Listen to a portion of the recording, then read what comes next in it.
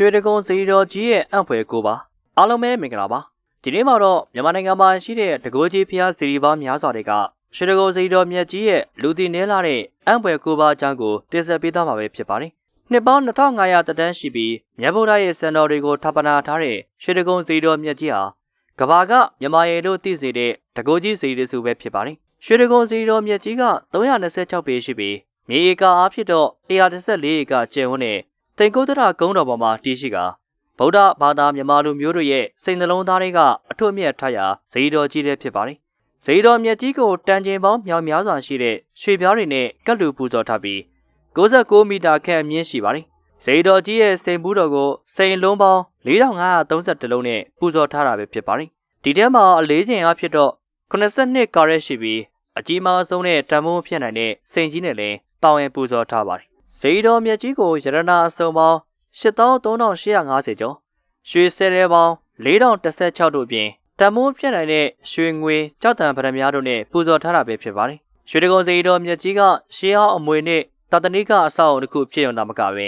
ရှေးဟောင်းပြည်သူကဗဗုနုပညာလက်ရာတွေကြောင့်အင်မတန်တင့်တယ်ပြီးကဘာကျော်ဇေယျတော်မြတ်ကြီးဆိုလည်းဖြစ်ပါတယ်။ဆက်လက်ပြီးရွှေတကုံဇေယျတော်မြတ်ကြီးရဲ့လူသိနေလာတဲ့အံ့ဖွယ်ကိုးပါးအကြောင်းကိုတင်ဆက်ပေးပါရစေ။အံ့ဖွယ်ကိုးပါးဆိုတာကတော့1ဗရမများမြတ်ရှင်ဖျားသို့မဟုတ်တဝကိုစုတောင်းပြေဖျားဝိဇ္ဇာဇောကြီးဖျားရှင်စောပုဖျား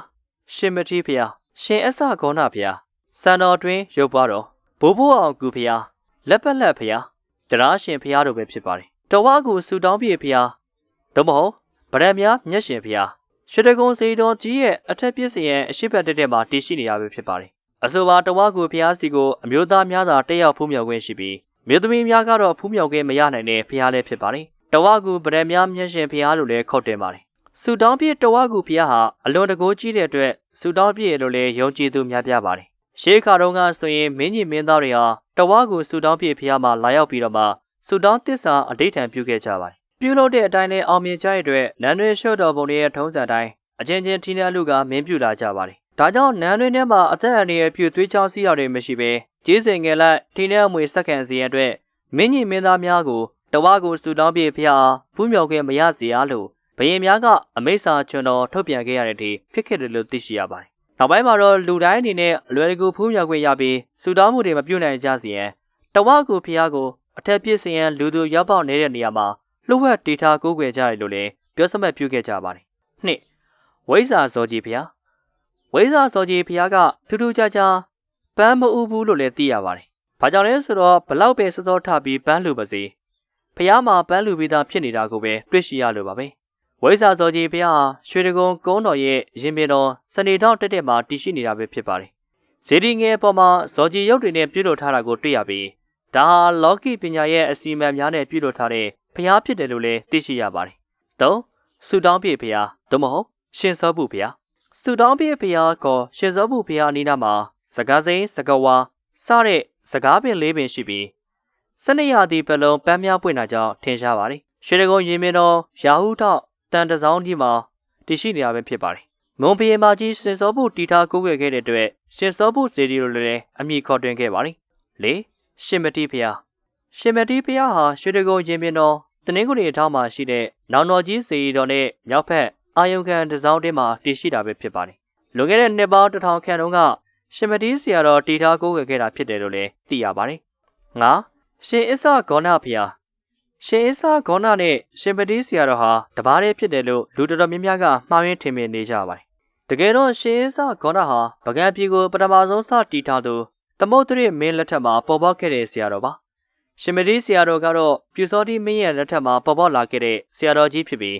းရှင်ပတိကျမ်းကိုလည်းပြုစုခဲ့သူပါ။ရှင်အစ္ဆဂေါဏဖျားဟာရွှေတကုံဖျားရှင်ပြည်တော်တနင်္ဂနွေထောက်မှာရှိတဲ့နောင်တော်ကြီးဖျားရဲ့တောင်ဘက်အာယုံခံတစောင်းတင်းမှာရှိတဲ့ရုပ်ပါတော်ပဲဖြစ်ပါတယ်။ရှင်အစ္ဆဂေါဏဟာစိတ်မျက်လုံးတစ်ဖက်နွားမျက်လုံးတစ်ဖက်ရှိတဲ့ကိုရော်လိုလည်းထင်ရှားပါတယ်။အခိရဲ့တကူနဲ့ပကံကစ်မှာရွှေမိုးငွေမိုးရောင်စောင်းပါခဲ့တဲ့ကိုရော်ရဲ့လို့လည်းရှီအောင်သမိုင်းစာပေတွေထဲမှာဆိုထားပါတယ်။ရှင်အစ္ဆဂေါဏဟာပကံရာဇဝင်တွေထဲမှာတော့ဖို့ထိုးတာမအောင်မြင်တာကြောင့်သူပေးထားတဲ့ဂတိအတိုင်းပဲမျက်လုံးနှစ်ဖက်ဖောက်ထုတ်လိုက်ပြီး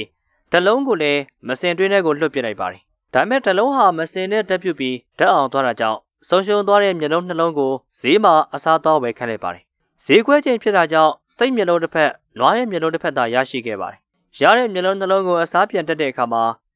အစ္ဆာဟာစိတ်ဂေါနကနွားရည်လို့အမည်တင်သွားခဲ့တာဖြစ်တယ်လို့လည်းဆိုပါတယ်။ဆရာတော်ကယခုလဲရုပ်ပွားတော်အားသူတီကေမန်လူများသိစေရန်အတွက်မျက်လုံးတော်ကိုတစ်ဖက်ချင်းထုလို့သွားတာဖြစ်တယ်လို့လည်းအဆိုရှိပါတယ်။ဒါကြောင့်မဲအဆိုပါအာယုံခံတစ်စောင်းရာဟုထောက်သို့မဟုတ်အနောက်မြောက်ထောက်မှာရှိတဲ့ရုပ်ပွားတော်မှာမျက်လုံးတော်ကိုတစ်ဖက်ချင်းအရွယ်စားခြင်းမတူအောင်ပြုလုပ်ခဲ့ကြောင်းမြင်တွေ့နိုင်ပါတယ်။ကြောင့်